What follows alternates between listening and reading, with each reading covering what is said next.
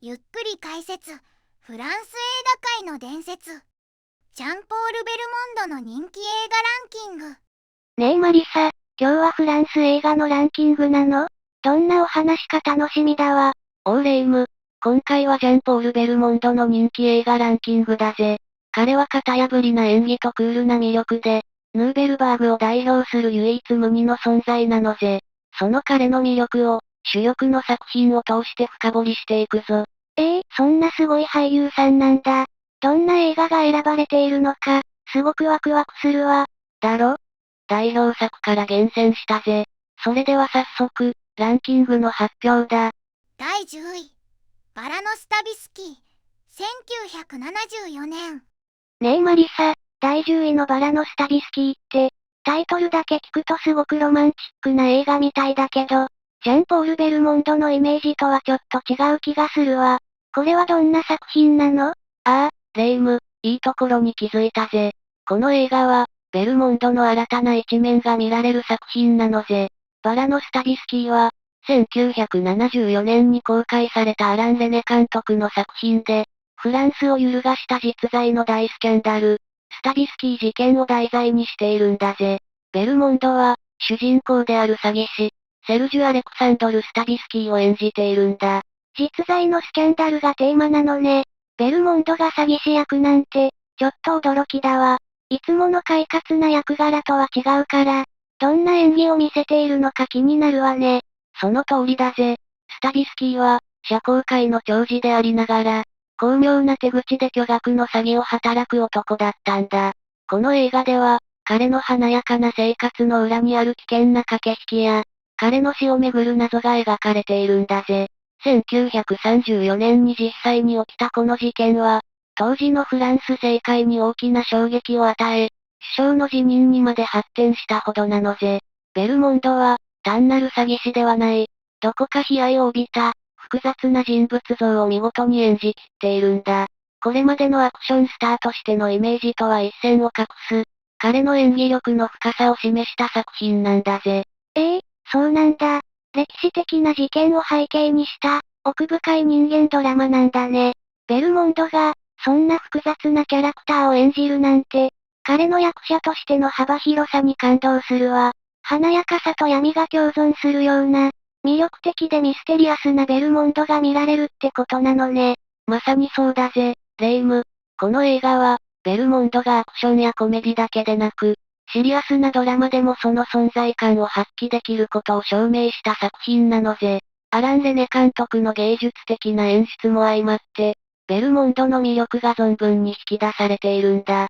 彼のファンなら絶対に見逃せない一本だぜ。第9位。大盗賊。1962年。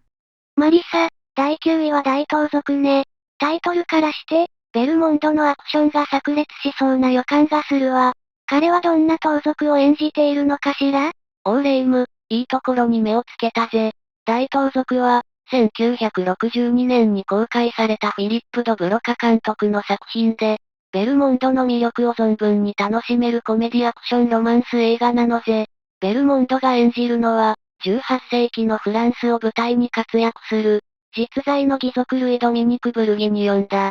彼は不正がはびこる社会に反発し、悪徳貴族から財宝を盗み、貧しい人々に分け与えるという、まさにヒーローのような存在なんだぜ。貴族なのね。それなら、ベルモンドの持つ陽気さや正義感が、盗賊という役柄にぴったりハマりそうだわ。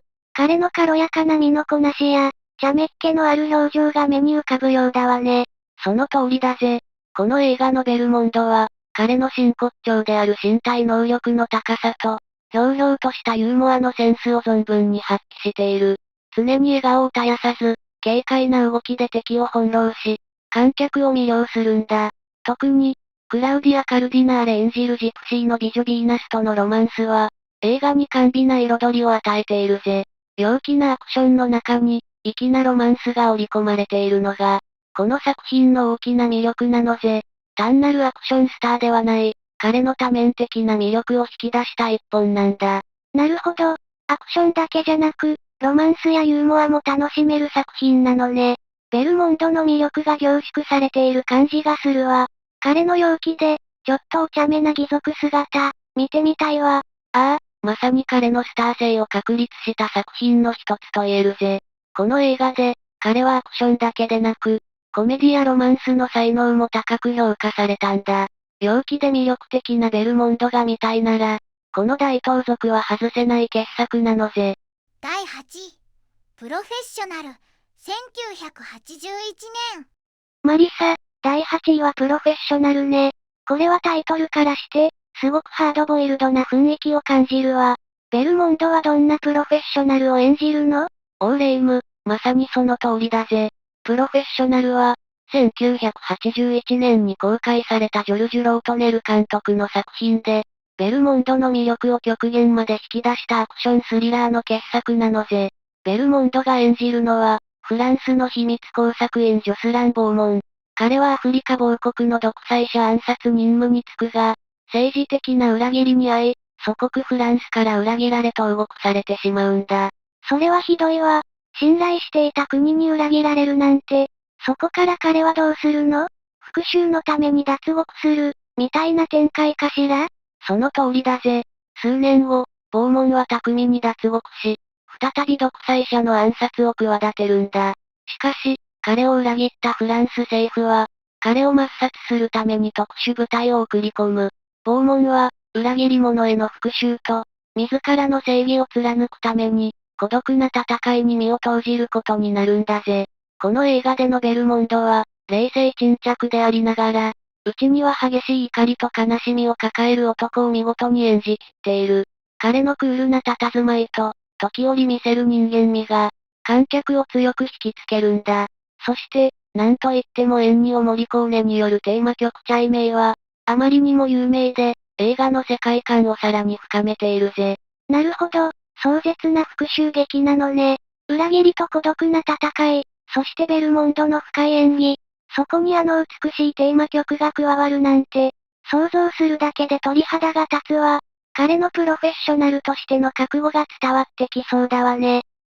まさにプロフェッショナルというタイトルにふさわしい、ベルモンドの代表作の一つだぜ。彼のハードボイルドな魅力と、内面に秘めた葛藤が見事に表現されている。彼の魅力を語る上で、決して外せない一本なのぜ。第7位、ボルサリーノ、1970年。マリサ、第7位はボルサリーノね。このタイトルを聞くと、あのスタイリッシュな帽子を思い出すわ。ベルモンドがどんな役を演じているのかしら？オーレイム、いいところに気づいたぜ。ボルサリーノは、1970年に公開されたジャック・ドレイ監督の傑作で、なんといってもジャンポール・ベルモンドとアラン・ドロンという、フランス映画界の二大スターが共演しているのが最大の魅力なのぜ。舞台は1930年代のマルセイユ。ベルモンド演じるフランソワと、ドロン演じるロッコ。最初はライバルとして衝突する二人だが、やがて固い絆で結ばれた相棒となり、裏社会をのし上がっていくんだぜ。わあ、ベルモンドとドロンの共演なんて、夢のようだわ。二人の個性がぶつかり合いながらも、協力して成り上がっていく姿、想像するだけでかっこいいわね。まさにお互いを引き立て合う最高のバディモノって感じかしら。その通りだぜ。彼らのカリスマ性と、スクリーンから溢れ出す存在感はまさに圧巻なのぜ。シックなスーツに身を包み、ボルサリーの帽をかぶった二人が、友情と裏切り、成功と破滅の物語をスタイリッシュに演じきっているんだ。単なるギャング映画としてだけでなく、男たちの友情や野望、そして人生の儚さを描いた深みのある作品でもあるのぜ。そのおしゃれな雰囲気と、彼らの小粋な会話のやりとりは、フレンチノワールの真髄を極めているぜ。なるほど、ただのギャング映画じゃないのね。二人のスターが織りなすドラマ、そして当時のマルセイユの雰囲気まで感じられるような、奥深い作品なんだわ。ファッションも楽しめるなんて、魅力的ね。まさにフランス映画史に残る傑作の一つだぜ。ベルモンドとドロン、二人のスターが最高の輝きを放ち、伝説となった作品なのぜ。スタイリッシュな世界観と、男たちの生き様を見たいなら、このボルサリーノは絶対に外せない一本だぜ。第6位、ラスクムーン、1972年。マリサ、第6位はラスクムーンね。このタイトル、なんだか響きが独特で、どんな映画なのかしら？ベルモンドはどんな役柄で登場するの？オーレイム、ラスクムーンは1972年のクライムドラマだぜ。舞台は1943年のマルセイユ、フランスのシカゴだ。ベルモンドが演じるのは、ラスクムーンと呼ばれた男ロベルト。暗黒街で名を馳せるが、相棒ザビエが組織に陥れられ投獄される。ザビエの妹ジョルジアと協力し、裏切り者の組織と対立するんだ。1943年のマルセイユが舞台なのね。ベルモンドが疫病神と呼ばれる男を演じるなんて、彼の運命が気になるわね。相棒と妹のために戦うのね。その通りだぜ。ロベルトは敵を出し抜き縄張りを奪うが、ザビエは無実も虚しく強制労働20年。ロベルトも銃撃戦の末、同じく20年の強制労働で投獄され、監獄でザビエと再会。過酷な日々だ。戦後、ザビエは片腕を失い、ジョルジアは酒場を切り盛りし出獄を待つ。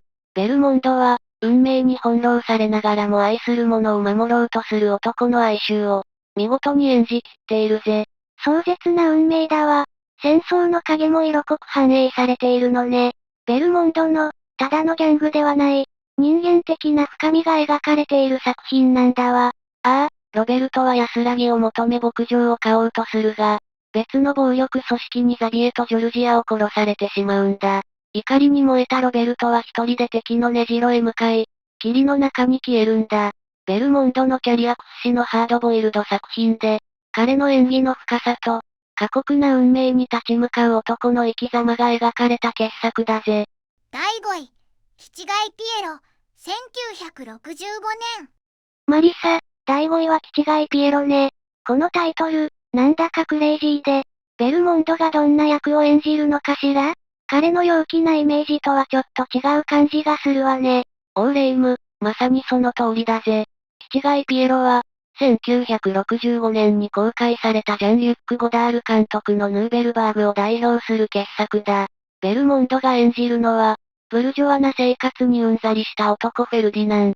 彼はかつての恋人マリアンヌ・アンナ・カリーナと再会し、衝動的に彼女と共に逃避行を始めるんだ。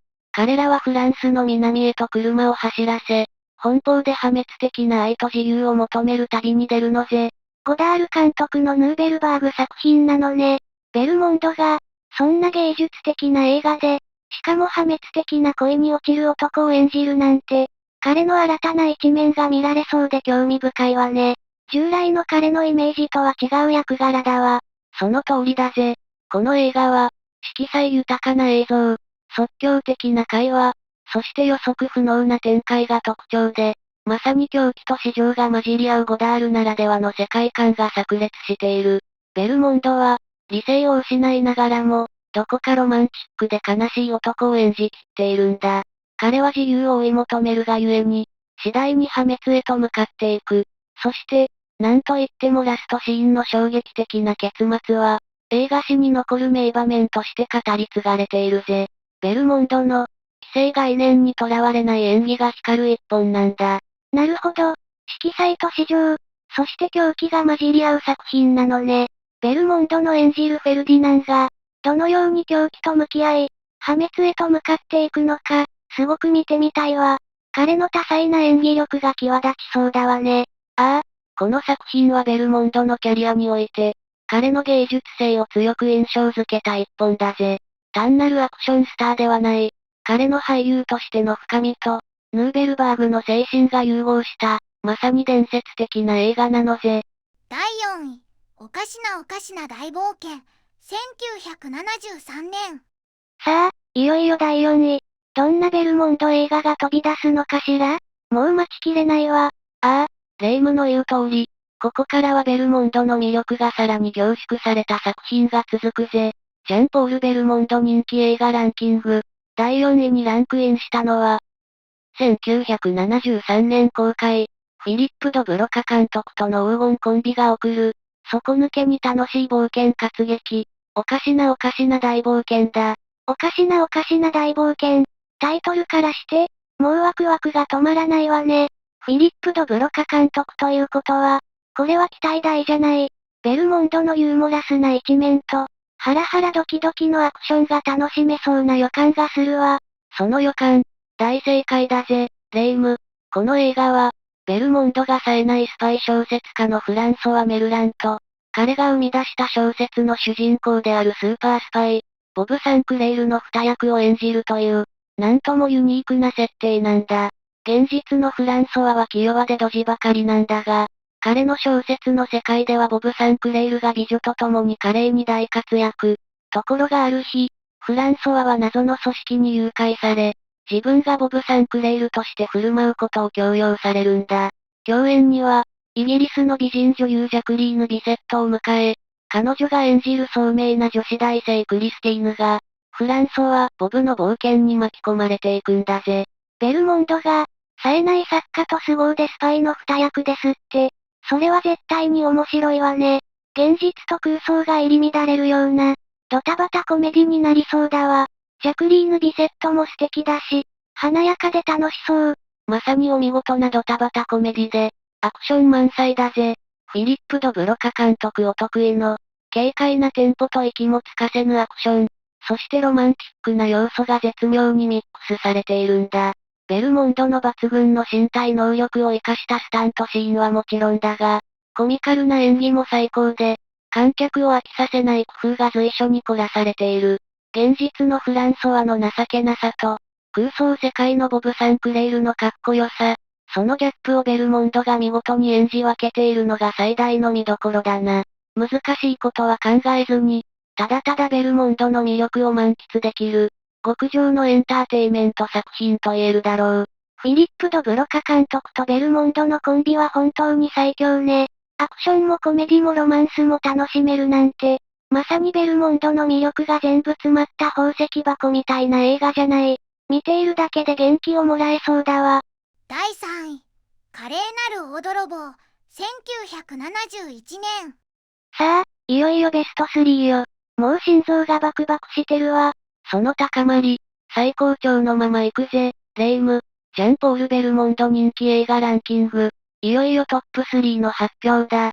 栄えある第3位にランクインしたのは、1971年公開、アンリ・ベルヌイユ監督との黄金タッグが放つ、超一級のクライムエンターテイメント、華麗なる大泥棒だ。華麗なる大泥棒。うわぁ、タイトルからしてもう面白そう。アンリ・ベルヌイユ監督ってことは、リオの男とかとはまた違う。もっとスタイリッシュで洗練されたアクションが期待できるのかしら？大泥棒ってことは、ベルモンドがまた何かとんでもないものを盗んじゃうの？その通りだぜ、レイム。この作品でベルモンドが演じるのは、大胆不敵な宝石泥棒アザド。彼は仲間たちと共に、ギリシャの大富豪が所有する莫大な価値を持つエメラルドを狙うんだ。そして、そのアザドを執拗に追いかけるのが、オマー・シャリフ演じるアベル・ザカリア刑事。この二人の息詰まるような、それでいてどこかユーモラスな追跡劇が、この映画の大きな魅力なんだぜ。舞台となるギリシャのアテネやコルフ島の美しい風景もさることながら、アンリ・ベルヌイユ監督ならではの、計算され尽くしたスタイリッシュな映像と、手に汗握るアクションシーンの連続だ。特に、アザドが断崖絶壁の屋敷に潜入するシーンや、コンテナ船を使った大掛かりな逃走劇は圧巻の一言だぜ。ベルモンド演じる宝石泥棒と、オマー・シャリフ演じる刑事の対決。それは見応えがありそうね。しかも、美しいギリシャが舞台だなんて、ロマンチックでスリリングだわ。アクションシーンも満載みたいだし、これは目が離せないわね。ああ、そして忘れてはならないのが、この映画をさらに盛り上げるエンニオ・モリコーネによる軽快で遮奪な音楽だ。一度聴いたら忘れられない。あのテーマ曲は映画の雰囲気にぴったりで、アザドの華麗な手口と相まって、見る者をワクワクさせてくれるんだ。ベルモンドは、持ち前の身体能力を活かしたアクロバティックなアクションはもちろんのこと、どこか憎めないひょうひょうとしたキャラクターで、観客を魅了する。困難な状況でもユーモアを忘れず、常に余裕しゃくしゃくに見えるアザドの姿は、まさにベルモンドの真骨頂と言えるだろう。共演のオマー・シャリフとの蝶々発しのやりとりも見逃せないぜ。まさに、おしゃれでスリリングな大人のためのエンターテイメント作品なんだ。エンニオ・モリコーネの音楽、それは最高じゃない。スタイリッシュな映像に、軽快な音楽、そしてベルモンドのユーモア溢れるアクション。もう聞いているだけで、傑作の香りがプンプンするわ。これは絶対に見なきゃ損ね。その通りだぜ。アンリ・ベルヌイユ監督、ジャンポール・ベルモンド、オマー・シャリフ、そしてエンニオ・モリコーネという最高の夫人で送る、まさに華麗という言葉がふさわしいクライムコメディの傑作。華麗なる大泥棒が第3位だ。最後までハラハラドキドキ、そしてニヤリとさせられること間違いなしだぜ。第2位、リオの男、1964年。いよいよ第2位ね。ここまで来たら、もうどんな作品が来ても驚かないけど、やっぱりドキドキが止まらないわ。ふふ、レイム、その期待に応える時が来たぜ。ジャンポール・ベルモンド人気映画ランキング。輝ける第2位は、1964年公開、フィリップ・ド・ブロカ監督との黄金コンビが生み出した、冒険活劇の金字塔、リオの男だ。リオの男、出たー。これぞベルモンドの代名詞の一つと言っても過言ではない作品よね。フィリップ・ド・ブロカ監督ということは、またまたはちゃめちゃで楽しいアクションが満載なのかしら？リオデジャネイロが舞台なんて、想像するだけでワクワクするわ。その通りだぜ。レイム、この映画こそ、ベルモンドの身体能力、ユーモア、そしてスクリーンいっぱいに広がる冒険のロマンが凝縮された、まさに娯楽映画の傑作なんだ。ベルモンドが演じるのは、空軍兵のアドリアン。彼は休暇でパリに戻ったところ、恋人のアニエス演じるのはカトリーヌ・ドヌーブの姉であり、溶接した悲劇の女優フランソワーズ・ドルレアックだがブラジルの古代インカの秘宝をめぐる陰謀に巻き込まれ、目の前で誘拐されてしまうんだ。そこからアドリアンの、アニエスを追ってパリからリオデジャネイロ、そしてアマゾンの奥地へと、行き着く暇もない大追跡劇が始まるんだぜ。飛行機から飛び降りたり、バイクでジャングルを駆け抜けたり、おまけに現地のスパイ組織や怪しい原住民まで入り乱れての大騒動だ。うわぁ、恋人を救うために世界を股にかける大冒険。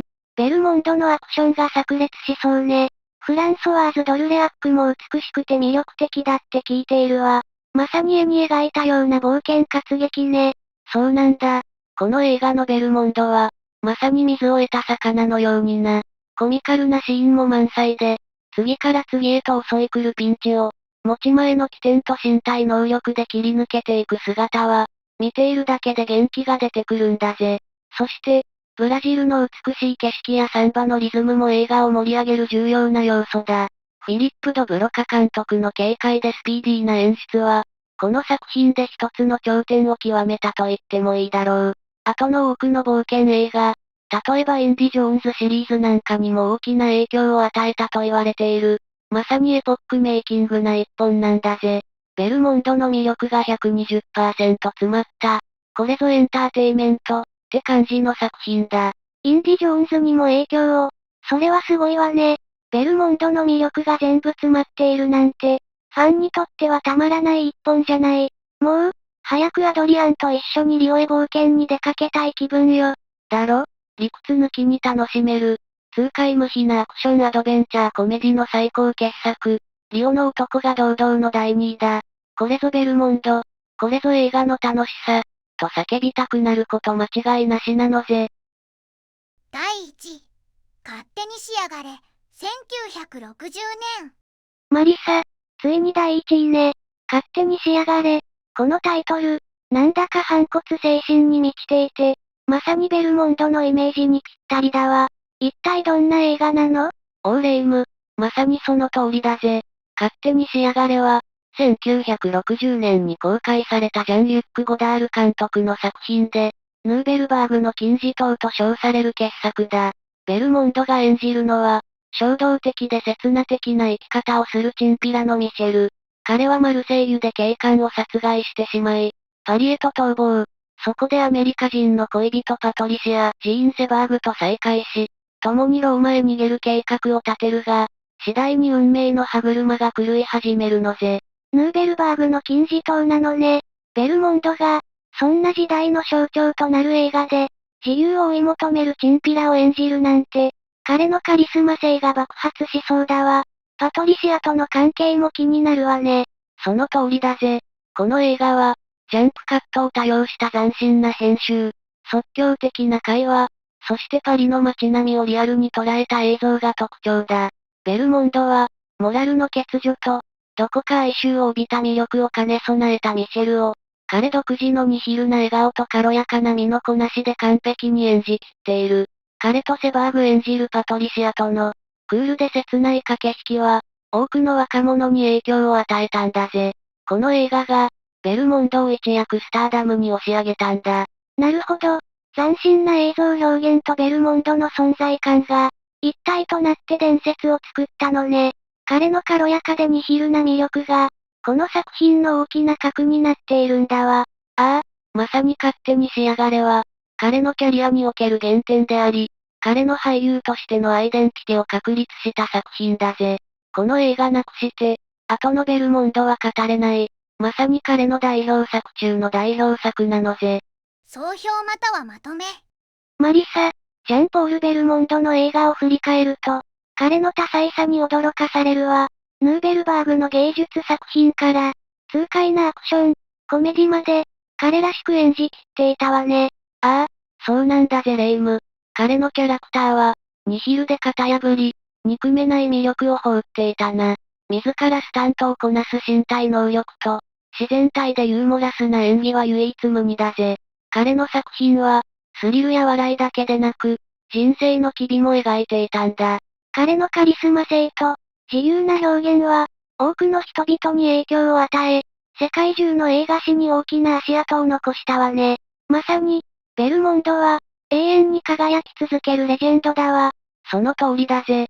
彼の作品は、時代を超えて私たちに感動と興奮を与え続けてくれる。これからも、彼の華麗なる足跡を追い続けたいぜ。最後までご視聴いただきありがとうございました。これからも役立つ情報をお届けいたしますので、チャンネル登録と高評価をよろしくお願いします。